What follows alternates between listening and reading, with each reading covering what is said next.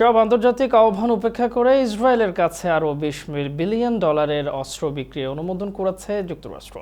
পররাষ্ট্রমন্ত্রী Antony Blinken ইসরায়েলের কাছে এই অস্ত্র বিক্রির বিষয়টি অনুমোদন দিয়েছেন। এর মধ্যে tank, air two air missile, কয়েক ডজন যুদ্ধ বিমান ও নানা ধরনের যুদ্ধাস্ত্র রয়েছে।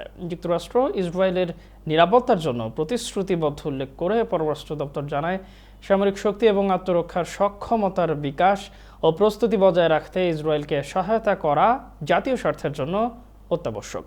যুক্তরাষ্ট্রের ঘোষণাটি এমন সময় এলো যখন হামাস প্রধান ও হিজবুল্লাহ কর্মকর্তাদের হত্যার ঘটনায় ইরান ও হিজবুল্লাহ ইসরায়েলে হামলা চালানোর প্রস্তুতি নিচ্ছে। এসব হত্যার পর ইসরায়েল, ইরান এবং লেবানন ভিত্তিক গ্রুপ হিজবুল্লাহর কাছ থেকে প্রত্যাশিত প্রতিশোধের জন্য প্রস্তুত হওয়ার সময় এই ঘোষণাটি এসেছে, যা আঞ্চলিক যুদ্ধের আশঙ্কা নিয়ে উদ্বেগ সৃষ্টি করেছে।